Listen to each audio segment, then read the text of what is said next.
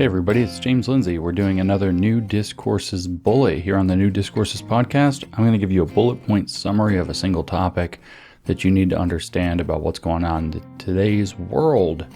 Today's a scary one, digital gulags. I want to talk to you about gulags. What is a gulag? A lot of people don't understand. You even go look it up. Go type it into your favorite search engine. What is a gulag? Or define gulag, and it tells you it's a Soviet labor camp. And so maybe you're thinking immediately of something like the Nazi concentration camps. That's not what gulags are.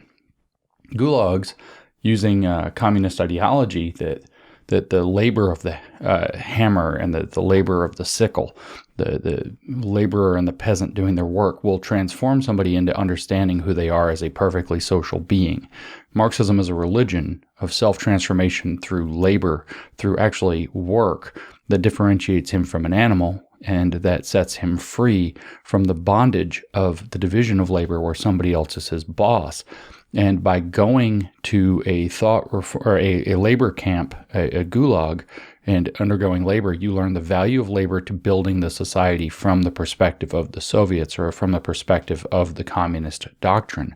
So it is a thought reform labor camp. It is a re-education camp or program. It is a brainwashing camp that uses labor as its main tool. Labor is the key to re-education into Soviet communism. They teach you to want to work, to like to work, to understand the necessity of work from the so-called people's perspective. That's the point of a gulag. It is not a concentration camp like you learned about in the Nazis, and you would know that if we actually learned about communism in the United States, but instead we only learn about Nazism and don't learn about the horrors or the structure or the implementation of communism. The Gulag is the last step in the CCP, or the Chinese Communist Party, re-education model. If the education doesn't work, the thought reform prison doesn't work, then you go off to the labor prison where labor is meant to reform you in the last need, because work will set you free. The work is how you recognize yourself to be a conscious, transformative subject in the religion of Marxism, somebody who brings something into the world and thus realizes that he's somebody who can bring something into the world, not just for himself, but for one another, for the we, for the collective, for the society. And so gulags are re-education camps, and that's the first thing you need to understand. Now, gulags are also 1920s and 1930s technology set up in the first place by Lenin, and then later by Stalin, and then later by Mao in this kind of evolving direction. The gulags of the present and the future will primarily not be physical. We may have thought reform prisons, but we're not probably going to have very many re-education centers or camps. We kind of have them in universities now in a light way. We're doing them through DEI training in a light way, but those aren't exactly like going off to a camp. What we're going to have are digital gulags. We don't need to put people physically into labor camps and force them to work necessarily, especially if the claims about the future world of work, that most of the basic and laborious tasks will be done by automation, by robots, driven by AI. We don't need people to go do work. We don't need enslavement camps, but you do need people to be re-educated or thought reformed into accepting the program. And so what you actually have to do is you have to control populations. We see that in the CCP in China today. So you will have digital re-education, and it'll take place by a number of forms. You're not going to necessarily get carted off to some camp somewhere that's just suffering and misery and hard labor and death. You're going to be house arrested by your social credit score. Your electric car that has no driver that's programmed will refuse to take you anywhere, for example, or it will take you somewhere you don't want to go, like to be punished for having tried to violate the order. A drone might be tracking you. We saw this with COVID in Australia, that they were using sophisticated drones to track how far away from people's houses they went. And then, an officer or something like that might greet you and escort you back to your house arrest home. More than that, though, that's just going to keep you in place, and unless you're well behaved, and then you have better privileges, which is a form of conditioning behavior, by the way. The better behaved you are, the more privileges you have, the fewer, or the worse behaved, the fewer privileges you have, and thus a privilege-based, government privilege-based instead of inalienable rights-based system takes place. But the primary re-education will start in very subtle ways through algorithms. Your algorithm will feed you not just what it seems to predict that you like, but what it wants you to be exposed to. The algorithm can become increasingly sophisticated like this, so that it feeds you a steady stream of subtle propaganda that, as the AI gets better, can get more and more and more subtle, more and more looking like it's your friend. As a matter of fact, it could be an exact clone account of your friend on social media that seems to be saying things that will nudge you along, but in fact your friend never said that. It's a clone account. That's a possibility. And the algorithms could feed you those things if you were in a digital gulag situation. I'm not saying that's where we are. I'm not saying that that's necessarily where we'll end up, but that's something that's a possibility. Social credit systems and behavioral management under social credit systems, where you can't buy or sell things or go places if you've behaved badly. But if you behave well, you get privileges, you get discounts or whatever else. Social credit systems will strongly condition behavior in a digital gulag. And then incorporating in real-time emotional management through wearable technology that detects when you're anxious and then intervenes, whether algorithmically, maybe Alexa turns on some soothing music, maybe all of a sudden you get an alert that you can back off from whatever it is that's stressing you out, your work requirement. You get an email, an automated email that tells you, everything's kind of okay. We'll come back and revisit this and you can relax. That could be monitored in real time. They're actually experimenting with this already on children in their mathematics classes, for example, under brand names like Heart Math, where they wear heart monitors to find out which parts of the algebra or arithmetic lesson stress them out.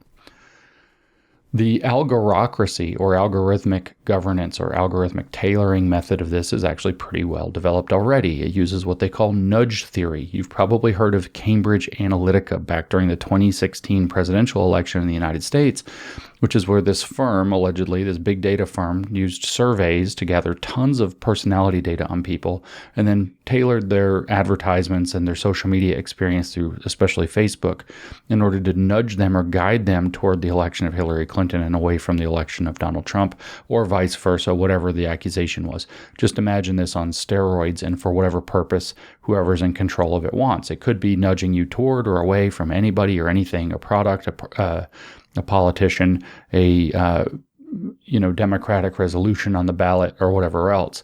This is a whole new environment of propaganda. Things can look organic. I was mentioning potentially fakes of your friends on social media telling you things that are lies. They could be AI that are generated to look and sound and act a little bit like your friends, but to mislead you. It could become totally personalized as you interact longer and longer on social media, and the AI and the machine learning gets better and better to where it actually gets to know you, not just your personality, like your big five personality types, but more and more granular facets of your personality, of how you act and interact and respond to different things.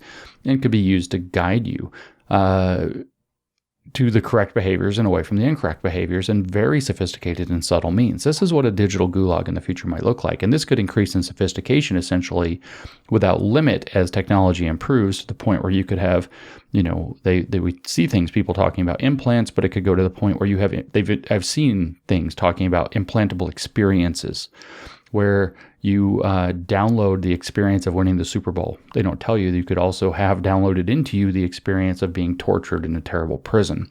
But if it's downloaded straight into your brain, and the technology may be available in 15 to 20 years, if that's possible at all, then the capacity to completely control you, positive and negative, reward and punishment, could be seamless without even necessarily contouring your thought directly. Of course, I've mentioned the social credit system. That is the ultimate tool of social control. There is no more powerful tool of social control yet devised. Those implants would make it bigger, but it's basically a system of rewards and punishments based on how you behave. So they contour your social, emotional, and physical existence so that you are going to behave the way that they want you to behave. There might be travel restrictions if you behave badly, buying restrictions if you've bought too much of things they don't want you to buy, like meat. There might be favorable rates and discounts if you behave correctly. In China, the social credit system is such that if you're near somebody with a bad social credit system or spend too much time with them, your social credit score goes down.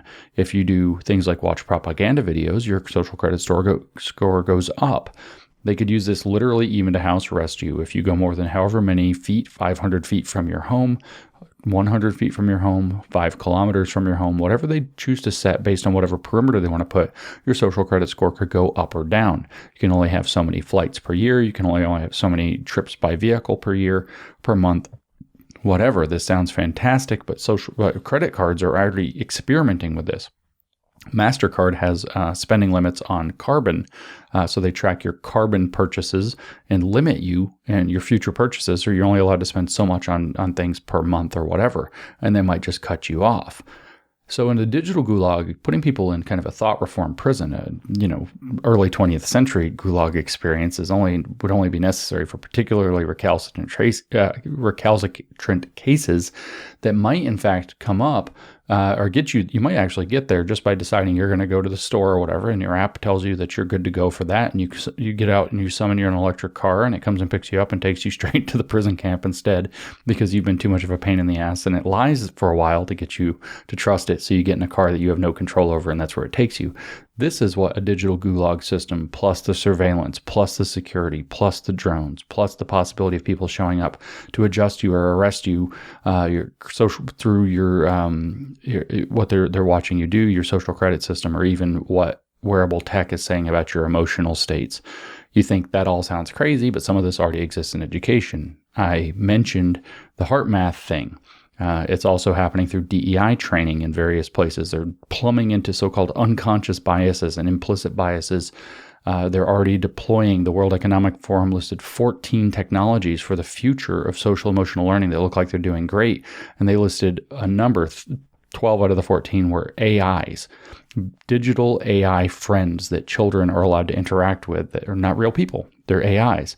And what that thing is doing is gathering data to get a perfectly contoured, maybe social credit score, maybe a map of this kid, and then pretending to be their friend, and they can nudge them in whatever direction. This is getting increasingly systemic in schools and other environments. As a matter of fact, the program of what's called social and emotional learning is being pushed into what's called systemic social and emotional learning, which means that everything in the system of the child's experience is going to be tailored by social emotional learning projects. Every subject will be taught through SEL, and eventually it'll be in societal SEL through something like the whole school or whole child or whole community model. Everything that parents are supposed to be trained. The community is supposed to be SEL compliant and I want to say complicit, but there's another word I'm looking for. The goal is actually to have this environment of basically propaganda and emotional control and manipulation become systemic to the entire living experience of people everywhere they go, through their televisions, through their sports, through their hobbies, through their church, through their school, through their broadly community, which will be centered into a schooling-based model that's supposed to serve the whole child, the whole school, the whole community, and in fact, the whole everybody in it. And so this is the possibility, once that becomes a mechanism of thought reform for misbehavior and re-education, you now have a digital gulag facilitating it if it's happening through digital devices. This all sounds very alarmist, but I want to read to you a little bit from Ben Williamson. He's a scholar that wrote a paper in the Journal of Educational Policy in 2019, so it's 3 years ago, titled Psychodata.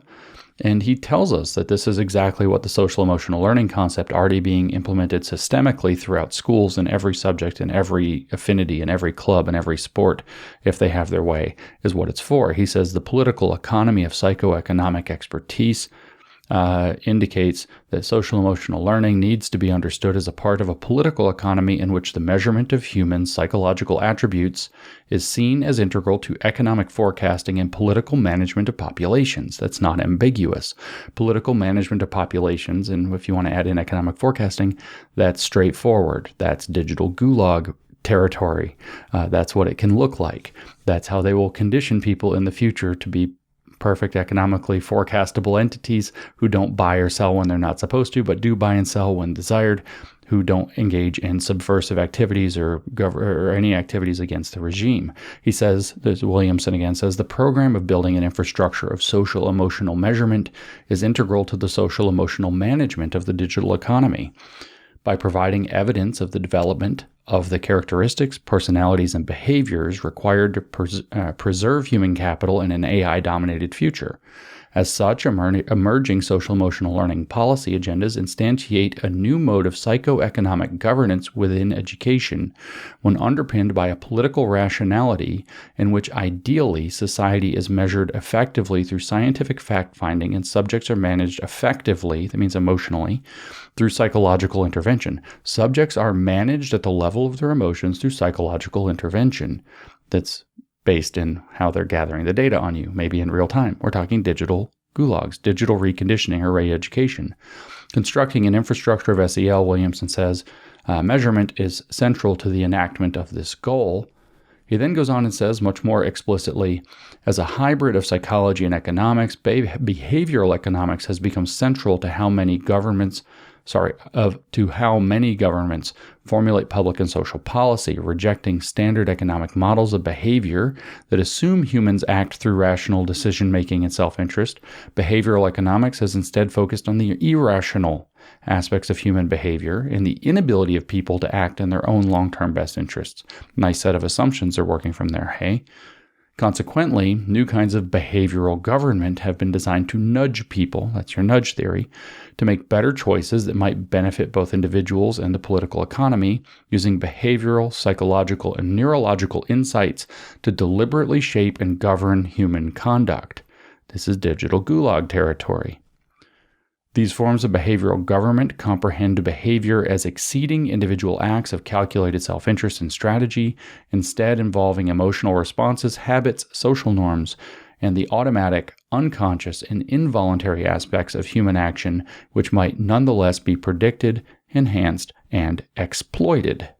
This is digital gulag territory, and they're building it out under the names like social and emotional learning that they're trying to make systemic, not just to schools, but to societies. To our society. Education policy, he continues, is gradually adapting to a new political rationality in a political economy in which expert knowledge of human psychology and behavioral economics especially is accepted as a legitimate source for policy interventions and governance. The emerging SEL field is embedded in a political rationality that emphasizes the social, political, and economic value to be derived from measurement and prediction of individuals' psychological characteristics, behavioral habits, and personality traits. These forms of psychological and behavioral governance, as embodied in a globalizing behavior change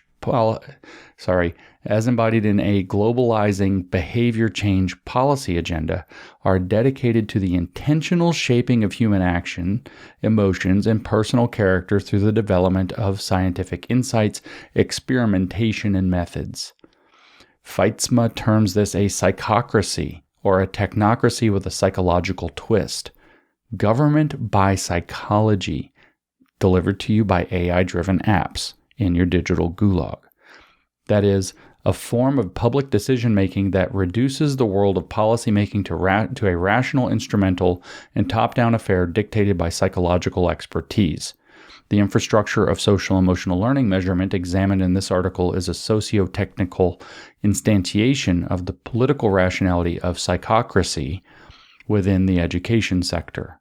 He closes his article with, in sum, social-emotional learning is the product of a loosely connected network of psychological, behavioral, and economics entrepreneurs, global policy advice, media advocacy, philanthropy, think tanks, ed tech research and development, investment calculations, and venture capital embedded in a political economy that prioritizes psychological intervention as a means to economic ends, and as he said before, government control as well.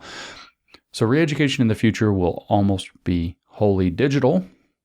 It will be almost invisible. It will be algorithmic and AI controlled and could be quite false with AI-driven false friends on the internet. Imagine you could have your friend on Facebook or Twitter and you talk to them regularly, and Twitter swaps it out for an AI-driven fake that's going to nudge you or pull you off in some desired direction while completely hiding the content of your actual friend from you. You never knew it. You have a fake a person you might even know in real life who you think you're interacting with, who is actually replaced by an AI, an algorithm that's designed to contour to pull you in a particular direction. That's not on the technological capacity of today, so far as I know, but that's down the road. So you can imagine the capacity of a digital gulag. Of course, what all this requires is a lack of data privacy to work. They have to be able to data mine you to do this. Blocking this is a matter of blocking them data mining people all the time on all their devices. It's not a terribly difficult policy fix in terms of the conceptual underframing.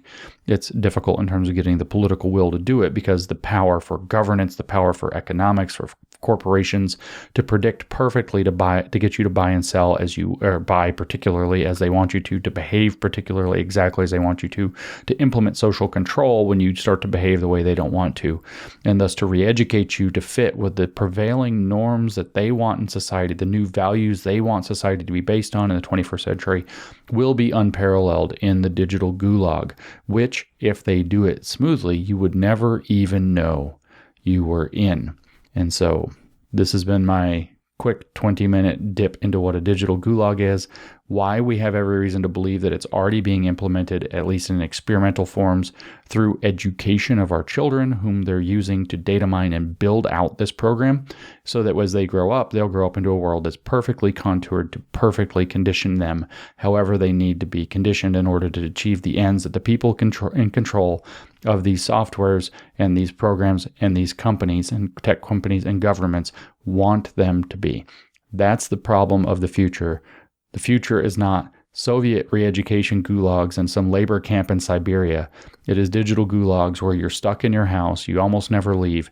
When you do leave, it's highly controlled where and when you can go and how far you can go. What you can buy is highly controlled, and that they nudge you with both reward punishment structures, but also with algorithmic, and even where they use wearable tech to determine exactly which types of interventions they need to intervene on your psychological and emotional life, so that they can contour you and condition you and push you and nudge you into exactly who they need you to be for economic forecasting purposes, marketing purposes, and for behavioral control purposes.